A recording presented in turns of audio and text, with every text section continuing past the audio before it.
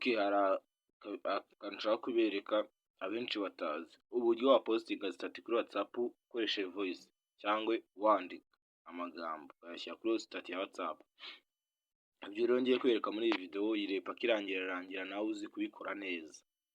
Kanda subscribe nimba utarayikanda, ukanda ukazajya kujya ubasha kubona video ko isohotse. Twatangira rero, uraza winjiye kuri WhatsApp yawe, numara kwigera ukanda ngaha ugiye gupostinga kuri stati. Numara kwakanda uhita ukande kuri hano hari akantu kameze nk'akaramu, wakande wakore nyine. Urahita bakwereka taburo imeze gutya, type as status. Ubwo nyine ushatse wakwandika cyangwa ugashyiraho amavoice, ariko twebwe tugiye kureba uburyo twashyiraho amavoice. Urahita ukanda ahangaha hameze nk'akantu biri kodingisha, uhakore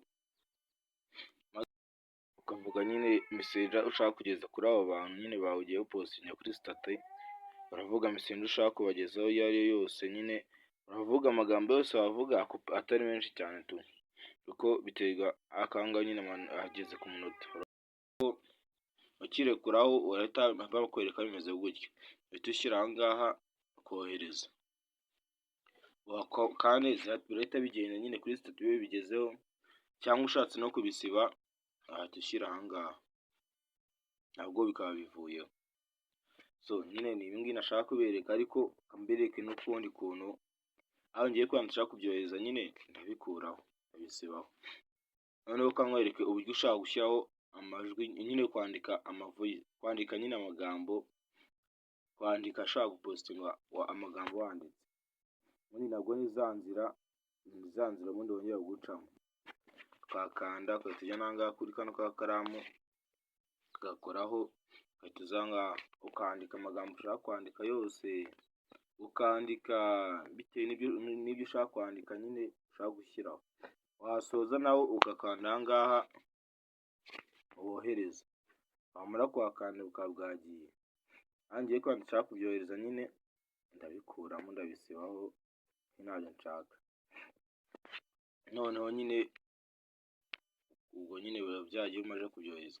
Nyine kanda subscribers nimba iyi video yagushimishije, kandi na like, wandike muri comment ikintu twazakorera ubutaha.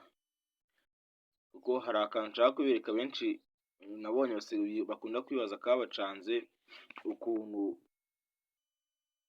wadownloadinga video zo kuri Facebook nyine abenshi barayizi, benshi barikoresha. Uburyo wadownloadinga video zaho nabonye nyine biragoranye cyane. Noneho ndashaka kuzabibereka uburyo wabikora. Kanda subscribers ukanda ukazajya kugira ngo iyo video nijyaho uzahite uyibona mu ba mbere. Nawe wandika muri comment umbwira ikindi waba ushaka ko nazagukorera ubutaha mu yindi video.